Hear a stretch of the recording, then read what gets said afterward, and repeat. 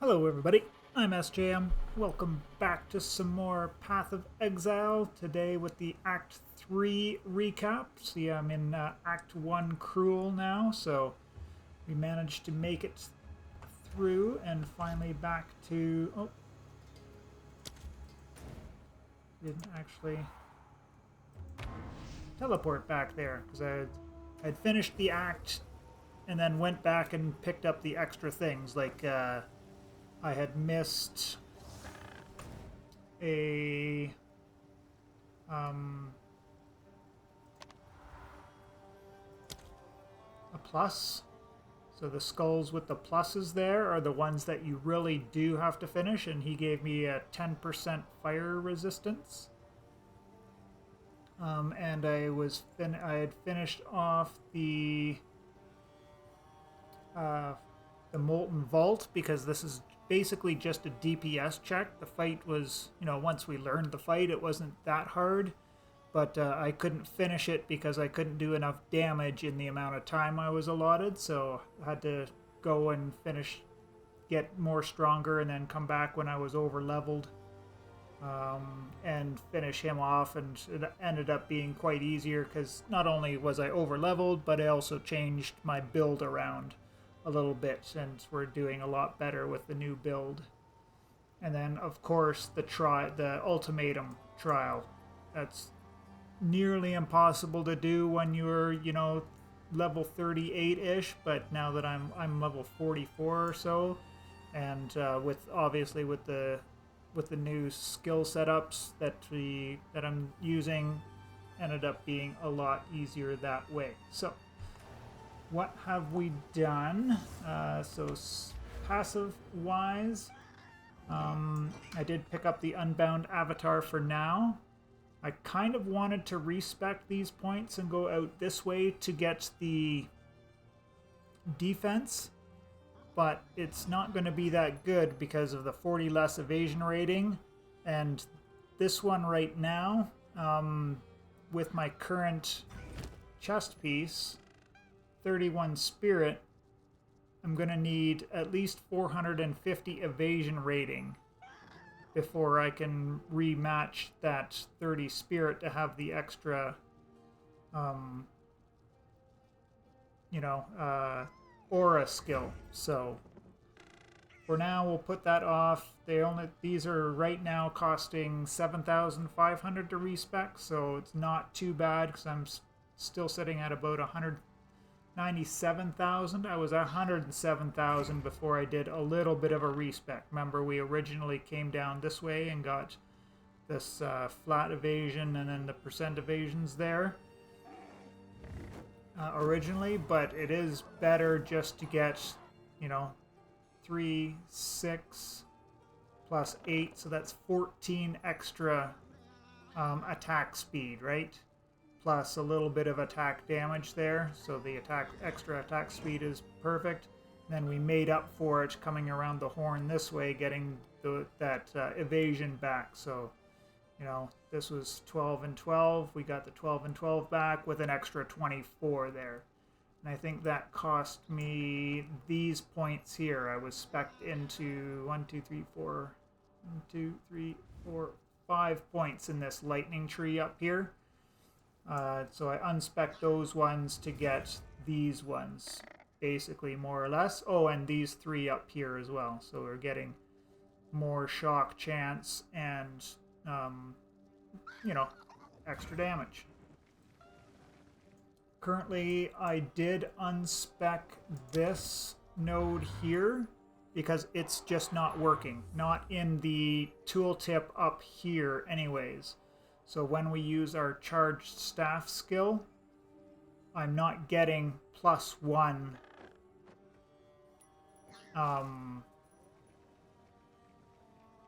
power charge, right? Because we've got 3 originally, +2 here, and +1 there, so we get 6 power charges. And when I use the charged staff, it still only says 6 charges at the top. It doesn't say 7. So I've unspec'd that now so that, oh, maybe, No, I was paying attention before I unspec'd and it wasn't working, so that's why I unspec'd it. Maybe I'll test a little bit more and respec it, and if you, I'll put it in the description of the video if my testing proves otherwise. But yeah, we'll come back to that later, I guess. Equipment-wise, no one major upgrade, I guess. So I found this slicing quarterstaff as a blue item with the 139% increased physical damage as a blue item at one of the vendors during Act 3. And basically just... I still have one slam left to go, but I wasn't hitting any good slams with it, right? We got the lightning damage, which was okay. But then accuracy, crit damage bonus, and 3 mana per enemy killed. The 3 mana is okay when we're running around the world and killing trash mobs, but it's definitely doesn't do anything when we're in the boss fights and we almost end up running out of mana potions to finish off bosses. Significant upgrade in our one ring here, so lightning res with some fire res, and adds 7 to 10 cold damage to attacks. That's the big one on there. And still rocking with the pulse circling. This is absolutely amazing because we can shatter chilled enemies, and I believe, but I'm not certain, that this works with the Herald of Ice to give us explosions. It seems like it. They're exploding. I just don't know that they're doing the damage out there. I think these gloves didn't change. Basically just fire res and fizz damage to attacks, so I haven't found an upgrade there. Slight upgrade in the boots. We've now got some life and some chaos res, along with 15% movement speed there. And the helmet, we got a significant upgrade because we've got a big energy shield there, 116 to the energy shield. And that works with, because I found that, I did spec into Suterfuge Mask here to get a whole bunch of evasion, right? That's an extra 230 evasion or so, so that's pretty decent for our evasion rating. Like, I think I was at 48 and I went up to 59 or something like that. 47 to 59, it was over 10%, that's for sure there. Resistances need some loving and attention, but I do have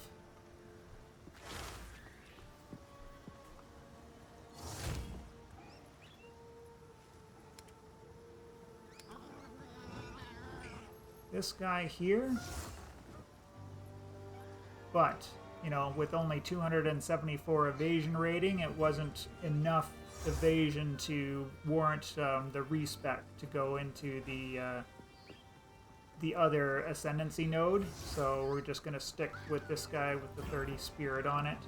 Maybe we'll find a ring with spirit on it. We can upgrade more, but for now we're just going to run a little bit of negative res, I guess.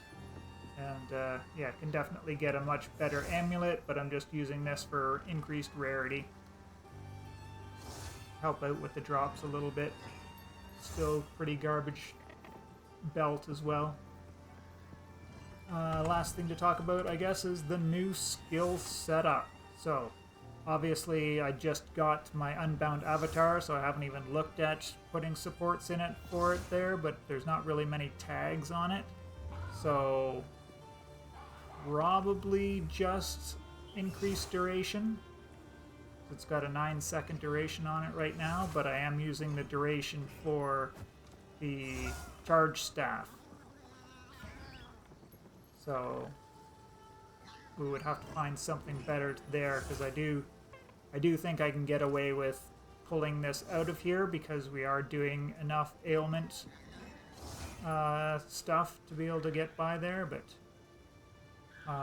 yeah, so let's talk about the buff skills first. So Herald of Ice and Herald of Thunder, of course. and along with Ghost Dance for a little bit of extra protection. Wind Dancer might actually be better, but at this point, because I've changed my main skill over to be Storm Wave, we're now fighting at range instead of being close up to the enemies with the Thundering Fall? Falling Thunder, that's the one. Yeah, at the end of the day, you know, I kept saying I thought it was a B tier skill, and it definitely, at the end of the day, you know, I had to get out of it because it was just not going to work. We had her jumping through hoops to get power charges. I even stooped so low as to use the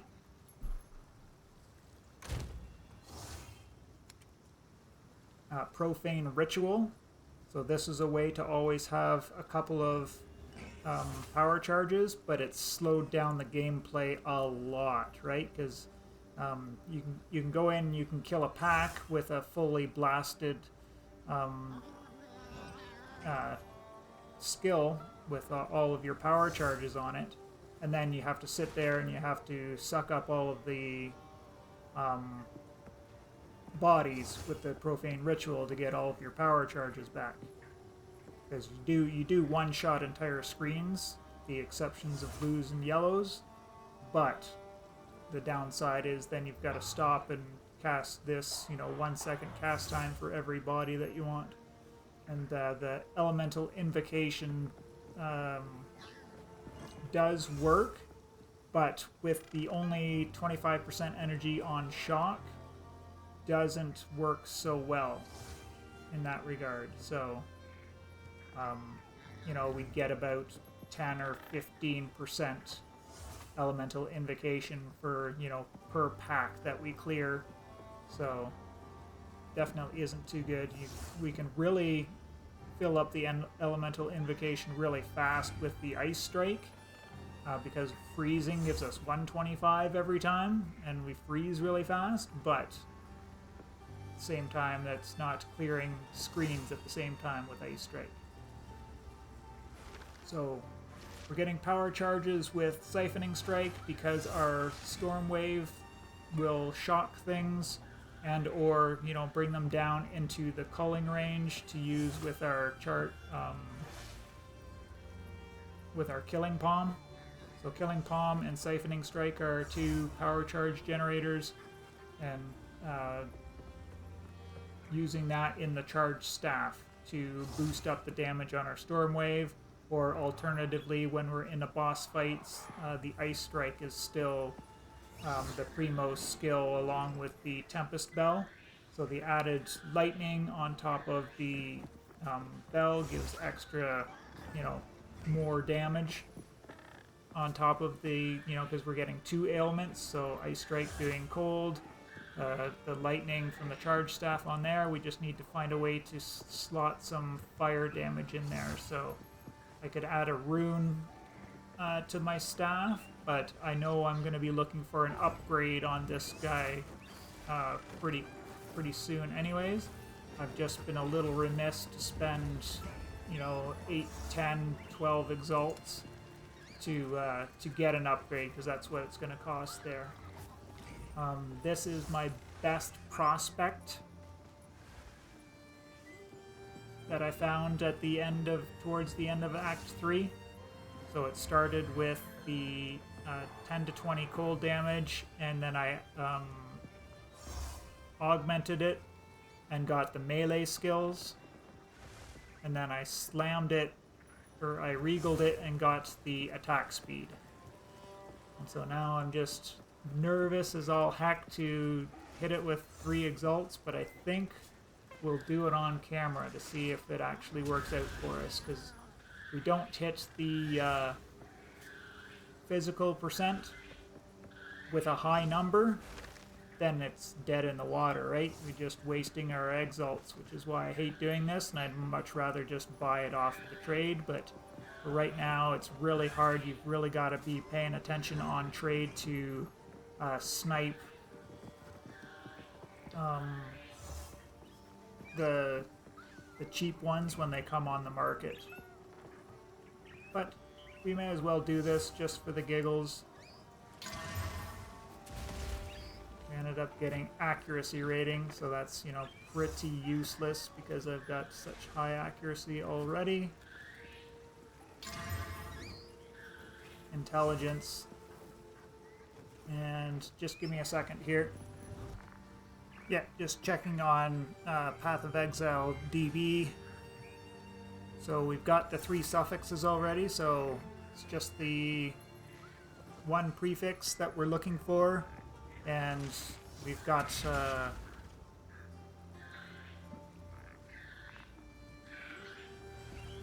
two out of 7. There's flat fizz, flat lightning, flat fire.